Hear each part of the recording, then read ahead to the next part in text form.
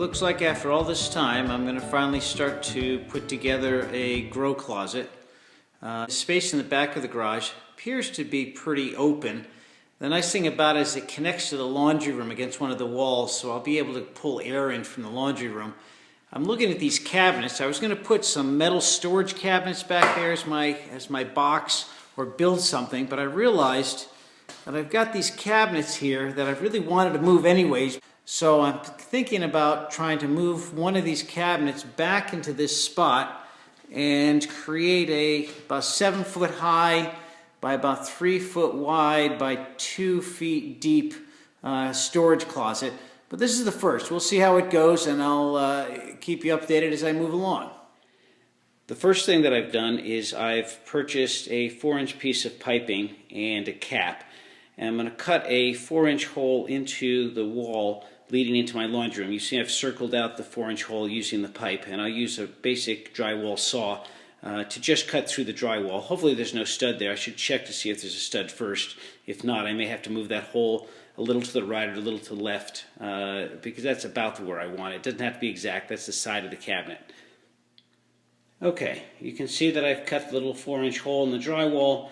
You can see my original circle. As suspected, when I got down there, fate have it, I knocked on the wall a little bit, found a stud there to the left, so moved the hole over about 4 inches to the right to clear that stud. But it went through very easily, and I'll show you how it came through the other side of the laundry room. Okay, let's take a look at the finished product.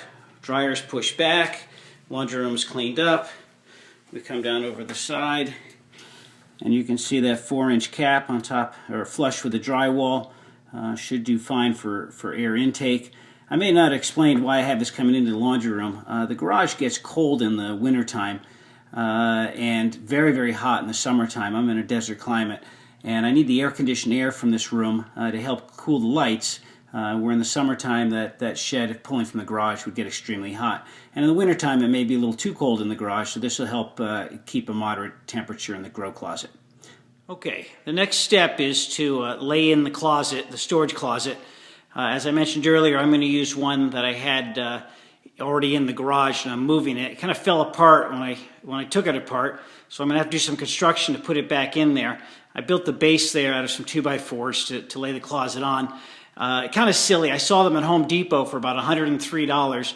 Might have been a little cheaper and faster to just buy it and put it in there, but I couldn't stand wasting a little bit of wood, so I am building it. Next shot, I'll show the closet in. Okay, I got my closet in. It took a little more work than I thought, but it's in. I ended up using the side wall and back wall of the garage as my closet walls. If you get one of these from Home Depot, you'll actually just install it and use those walls. I also, before installing it, so I wouldn't have to climb up there, put a 4-inch hole at the top. This will be my exhaust up at the top. The other thing is I ended up using about 2 coats of semi-gloss paint. Got it from Home Depot. I just used the Ultra White, which is the non-mix paint. It's the brightest they've got, the brightest white they've got. I've heard that you can use the reflective from the satin paint or the semi-gloss paint as opposed to using Mylar. So I think I've got a pretty reflective coating on there, and we'll see how that works. But the closet's in. My next step is to put the exhaust fan up there and then start installing some of my components. Keep you updated. Bye. Okay, as you can see, I've got my ducting going from the top of the closet into the attic, and I'll talk about that in a second. But ducting is an important part of the grow box concept. 3 reasons for ducting. One is to move your odors out. The second is your plants need airflow. They use carbon dioxide in the photosynthesis process, and they take the carbon dioxide out of the air around them. If you don't keep the airflow going, they'll use up the carbon dioxide and actually suffocate. So it is very important to keep that airflow moving, and some growers will even add carbon dioxide to the air to enhance the photosynthesis and the growth. And the third and most important reason, or just as important I guess as the other, is transfer of heat. Your lamps will put off a lot of heat. You want the temperature inside your grow room somewhere around 80 degrees during the light session, and maybe 70 degrees during the dark session. They say that the tolerant is a little bit more. They say no hotter than 82, no colder than 64. but I've heard 70 and 80 are the two optimal temperatures. So those are three reasons you want ducting. The tools that I needed to get this done, pretty simple. I got some ducting from Home Depot. I used 4-inch, a couple connectors. I have an elbow up there, I don't have one down here. Some tin snips to snip the ducting, and duct tape. Now it actually isn't duct tape. The cloth duct tape that most people use seems to be practical, but the problem is it dries out in about a year or two and turns to just cloth, and your connections can come apart, you'll get leaks and everything else. They make a tape for ducting. It's code tape that air conditioner people use, and it's kind of two-sided. I've left a strip of this kind of pulled back so you can see how it separates from the glue part. It's a couple bucks more per roll, but this stuff just sticks like armor, and it won't break down. And when it goes on there, it's like metal foil, and it's a much tighter seal. You can stick it to wood, you can stick it to the piping easily, and boy, when it's on there, it doesn't come off. So let's go up into the ceiling. I'll show you how I tapped into a duct line. Okay, so I'm up in the attic now, and fortunately, right next to the garage wall that I told you I had the intake is the laundry room, which is where my intake for the grow room is. The laundry room had a ceiling fan, and as I got up into the attic, I saw that the ceiling fan had a 4-inch exhaust going up into my roof with a roof outtake. So this was perfect. All I did was install a T line, or I'm sorry, it's called a Y. The T comes straight out. The Y has a little bend to it for better airflow. So I put a 4-inch Y in there, taped that puppy up in there, and you can see my exhaust will run down. It's pretty hard to tell, but then it runs right to the hole in the drywall ceiling and runs right up to there. Some comments about exhaust into your attic. There's a lot of threads that you'll read where people will just say they exhaust into their attic. That's probably not a good idea. There's enough evidence that says that the moisture and the smell, first even with a charcoal filter, you'll have some smell coming through. You'll start stinking up the house. The other thing is that the moisture from your exhaust can easily start rotting out your beams and your insulation and other things. Attics don't like moisture.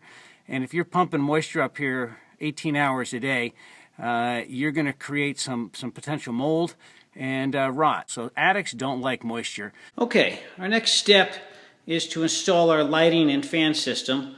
A lot of different discussions around lighting. A lot of first-time growers will go with fluorescent lighting, but a lot of the research that you will look up just says that's not enough light for a garden to do really well.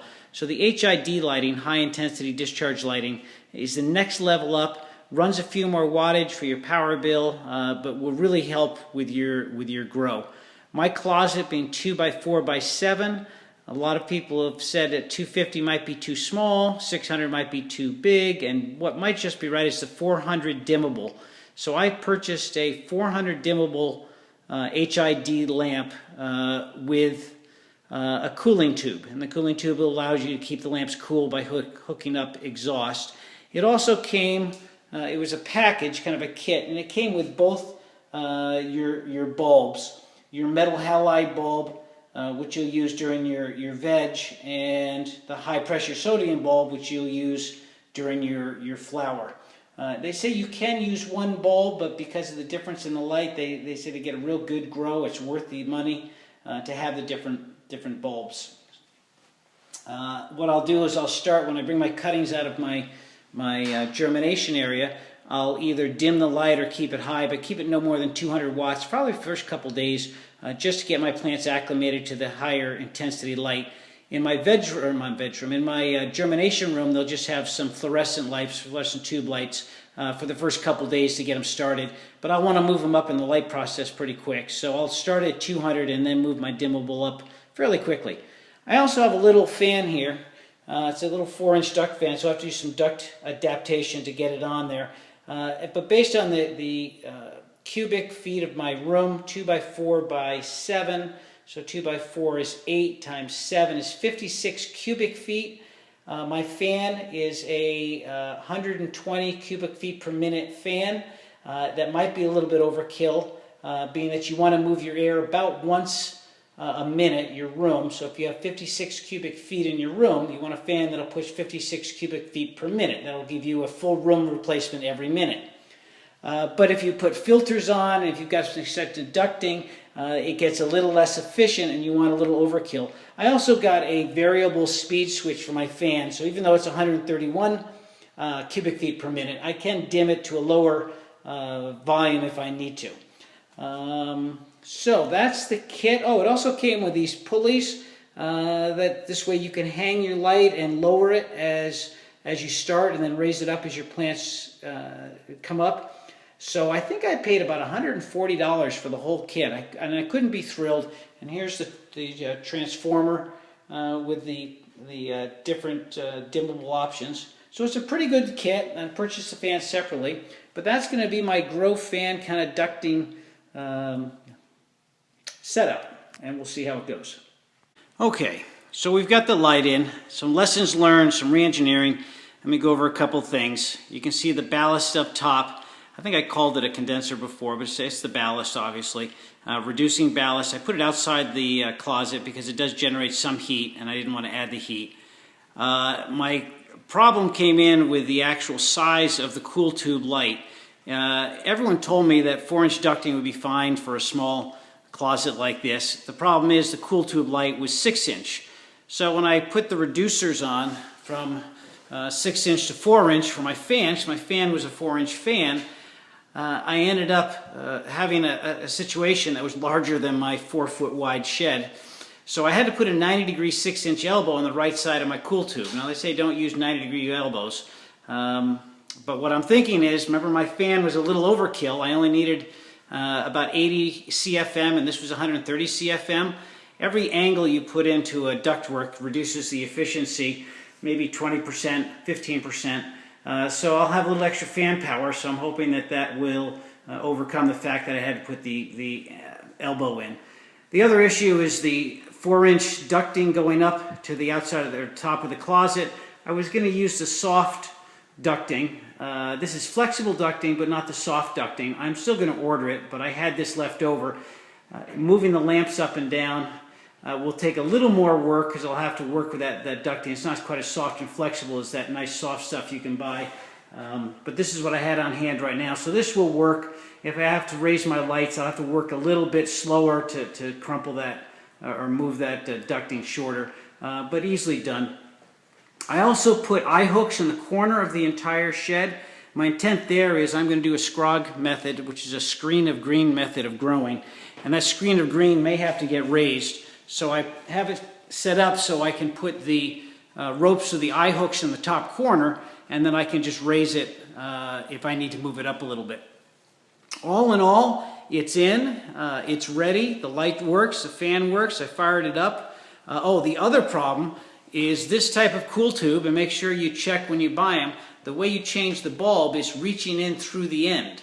It does not have an opening window on it like some of them do. So every time when I go into flower and have to change the bulb, I'm going to have to remove that ducting connection right there, reach in there and swap the bulb out and put it back on. And remember I told you about this two-sided tape. Once you put it on there, it is really on there. So I'm going to have to come up with a method, or just lightly tape it, or just have to deal with that once every grow to swap out those lights. Not a huge problem for a first grow. I think it's going to do fine. It looks like it's going to work flawlessly. That 400, when I fire that 400 watts up, it is bright in that closet, I can tell you that much. And the cooling should work. Even though it's only a few inches away, it's about 4 inches away from the wall. That'll be plenty to get air for the cooling. My concern is the circulation. This is the intake into the room from the laundry room. That intake will clearly get enough air for cooling. What I may do is stick a small computer fan or a small fan down in the bottom right-hand corner to promote circulation, because the plants do need circulating air to give it fresh CO2. So there's my small concerns. I think we're okay though. Everything seems to be to spec and what is needed when I think about it. And the next step will be to get my plants in there, and we're off and running. See you later.